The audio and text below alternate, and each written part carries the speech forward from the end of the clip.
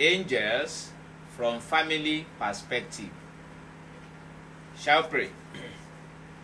Father, in the name of Jesus, I pray that the teaching on the subject of angels will reach unto your people, and as they have a part to play in the harvest of the end time, may they spread this word supernaturally in the name of Jesus Christ.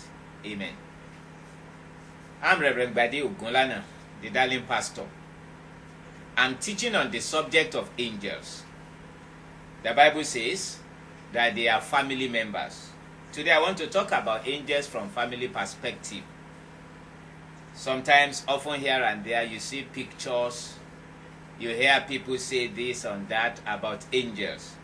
There are so many people that are ignorant of what the Bible says. But are you a child of God? Are you a believer? I want to bring out to you the fact that angels belong to the family that we belong to. And one of the reasons why I am teaching on the subject of angels now is because they have a part to play in this end of the time. I hope you are aware that the world is treading towards the latter part of its existence. In one way or in another words, Jesus is coming. In the first coming of the Lord Jesus Christ, there were increase in the activities of angels, and we should expect that now also. You remember that when Jesus was to come the first time, the Bible talk about one Hannah, the Bible talk about one Simeon, then you saw the angels appearing to the shepherds. There were a lot of activities of angels. John the Baptist, who was the forerunner of Jesus, his mother was spoken to by angels. Mary was spoken to by angels. The shepherds were spoken to by angels. There were increase in the activities of angels. And so also, in the same pattern, there will be and there is increase in the activities of angels in our day. Pastor, why? Because Jesus is coming again. In his first coming, there were a lot of activities of angels. He is coming again. So God step up the activities of angels in our day. And that is one of the reasons why we need to study the subject, so that we will be acquainted with the angels of God. They are sent to minister to us. And that is why I want us to take our text from Hebrews chapter 12. We are going to study a lot on the subject of angels. In Hebrews chapter 12 verse 22, the Bible says, "But ye are come unto Mount Zion, unto the city of the living God, the heavenly Jerusalem, and to an innumerable company of angels, to the general assembly and church of the firstborn which are written in heaven, to God the judge of all, and to the spirits of just men made perfect, and to Jesus, the mediator of the new covenant, and to the blood of sprinkling that speaketh better things than that of Abel." I want you to see in Hebrews chapter 12 verses 22 to 24. The Bible spells out a family, the family of God. These are members of the family. Ye are come unto Mount Zion. The word ye means or implies that it's talking about a certain group of people. Ye are come to Mount Zion. It's talking about believers. Have you given your life to Jesus Christ? Have you been recreated in Christ Jesus? Then you are the one that is talking to. He said, we have come to Mount Zion. Number one, he said, unto the city of the living God, the heavenly Jerusalem, to an innumerable company of angels. All these are the things that are involved in the family that we belong to. Probably you are not proud of your natural family. Thank God you have come unto another family. God is the father of that family. The Bible says God, the judge of all, is the father of the family. How wonderful it is to know that he has acquainted us with Christ Jesus. He has judged us in Christ Jesus. And you know what? He has justified us. The Bible says that he who knew no sin, Jesus who knew no sin, he took our sins upon himself. We are free in Christ Jesus. If any man be in Christ, he is a new creature. All things are passed away. Behold, all things become new. He is the father of the family. And you see, it is lovely to have a father that has all the power and all the love for us. The Bible says that his banner over us is love. We belong to the family where God is the Father. Someone says, I don't know where I'm coming from. And I know exactly where I'm coming from. I know exactly where I'm going to. I know where I am now. Oh, I'm in a family whereby God is the Father. Hallelujah. Not only that, the Bible says in verse 24, Jesus is the mediator of the family. He is the firstborn of the family. There is a family. There is a family. There is actually only one family, both in heaven and on earth. God is the father of the family. Jesus is the firstborn of the family. We are members of that family. We are the children in that family. That is why the Bible says that if anyone that believes in his name, he gives them power to become the sons of God. John chapter 1 verse 12. Have you given your life to Jesus Christ? Then you are a member of that family, where God is the Father, where Jesus is the firstborn. But that is not all.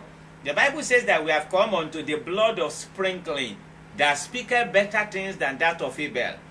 You see, when Abel was killed by Cain, his blood was crying out for judgment. But there is a blood that belongs to that family that we have come to. Or it is the blood of Jesus. Unlike the blood of Abel that was crying out for judgment, his blood was crying out for mercy. No wonder we are the object of the mercies of God. That is, we belong to the family where God is the Father, where Jesus is the firstborn, where there is the blood of Jesus that is calling unto the Father God for mercies unto us. Unlike the blood of Abel, we have come to that blood. And that is why, have you made mistake before? There is none of us that is perfect. That is how the world is. But the Bible says that if you sin, you can come to him. John chapter 1. Have you done something wrong? Confess, he will forgive you. He is a Father that loves us. And there is a blood that avails for us. It is the blood of Jesus Christ. Not only that, the Bible now says that we have come to an innumerable company of angels. Innumerable company of angels. They also belong to the family. But I want to go to verse 23, Hebrews chapter 12. To the general assembly, the church of the firstborn, which are written in heaven. When the Bible talks about this, do you know that every child of God that has gone home to be with the Lord, we are still in the same family? Oh, listen to this. Our brethren that have died in Christ Jesus, we are still in the same family. It is as if that you are in a particular region, then you move to another region. The fact that you have probably traveled abroad does not remove you from the same family. Did you change your surname because you traveled? No, you are still in that family. The fact that any child of God dies on the earth has not removed him from the family. We have the same family on earth and in heaven. Ephesians chapter 1 says there is only one family. We belong to that family. That is why if you are vast and knowledgeable in the things of God, you won't shed tears when a Christian dies.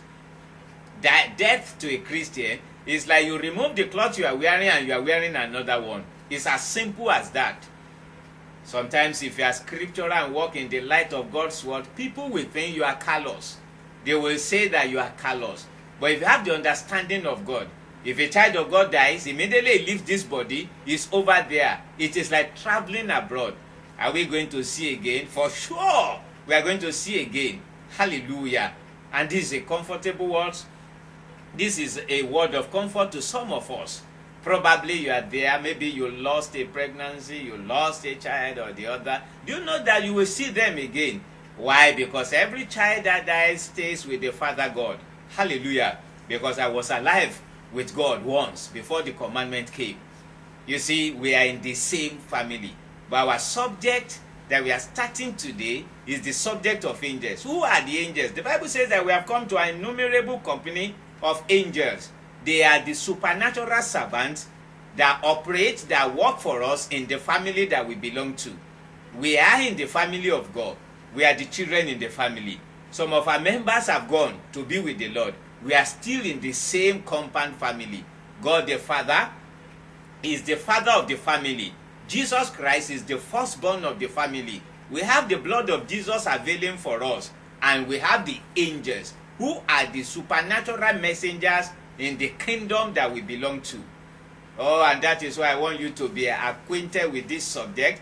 Follow each one very carefully, as I will bring some lovely treasure from God's word. And one thing I found out, because this is the end of the world and God is wrapping things up, I have seen miracles.